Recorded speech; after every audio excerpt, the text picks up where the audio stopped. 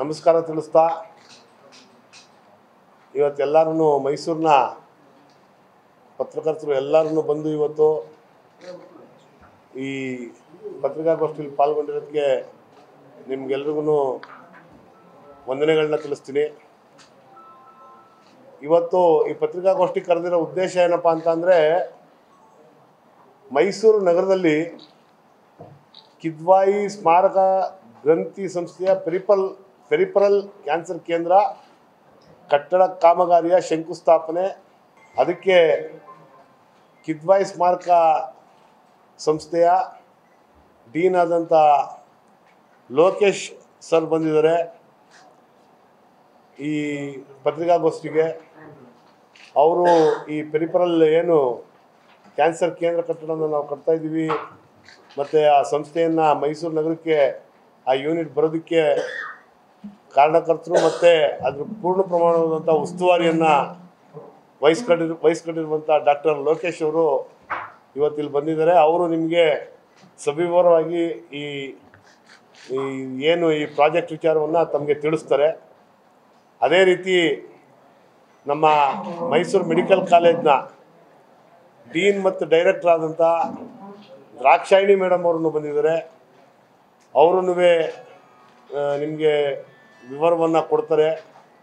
ಮತ್ತು ನಮ್ಮ ಮೈಸೂರು ನಗರದ ವಾಸಿಗಳು ಮತ್ತು ನಮ್ಮ ಮೈಸೂರು ಕಾರ್ಪೊರೇಷನಲ್ಲಿ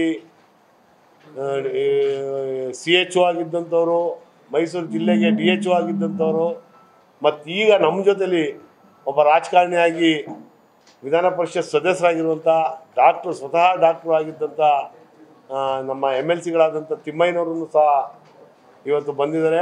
ಅವರೂ ಇದ್ರ ಬಗ್ಗೆ ತುಂಬ ಇಂಟ್ರೆಸ್ಟ್ನ ಇಟ್ಕೊಂಡು ಈ ಪ್ರಾಜೆಕ್ಟ್ನ ಮೈಸೂರಿಗೆ ತರಬೇಕು ಅಂತ ನನ್ನ ನಿಟ್ಟಿನಲ್ಲಿ ಸಿದ್ದರಾಮಯ್ಯ ಸಾಹೇಬರಿಗೆ ಮನವೊಲಿಸಿ ತರೋದ್ರಲ್ಲಿ ಅವ್ರನ್ನೂ ಪ್ರಮುಖ ಕಾರಣಕರ್ತರು ಅಂತ ಹೇಳೋದಕ್ಕೆ ನಾನು ಇಷ್ಟಪಡ್ತೀನಿ.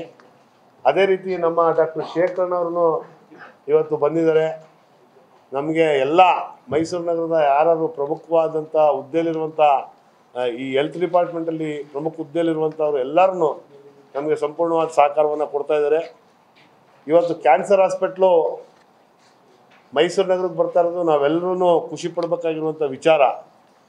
ಏಕೆಂದರೆ ನನಗೆ ಡಾಕ್ಟರ್ ಲೋಕೇಶ್ ಅವರು ಹೇಳ್ತಾಯಿದ್ರು, ಪ್ರತಿ ತಿಂಗಳು 10,000 ಜನ ಕಿದ್ವಾಯಿ ಹಾಸ್ಪಿಟ್ಲಿಗೆ ಬಂದು ಎನ್ರೋಲ್ ಆಗ್ತಾಯಿದ್ದಾರೆ. ನಮ್ಮ ಬೆಂಗಳೂರು ಕಿದ್ವಾಯಿ ಹಾಸ್ಪಿಟ್ಲಿಗೆ ಕ್ಯಾನ್ಸರ್ ಕಾಯಿಲೆ ಇರೋದ್ರಿಂದ. ಅದ್ರ ಜೊತೆಗೆ ಪ್ರೈವೇಟ್ ಹಾಸ್ಪಿಟ್ಲುಗಳಿಗೆ ಒಂದು 8-10 ಸಾವಿರ ಜನ ಹೋಗ್ತಾರೆ.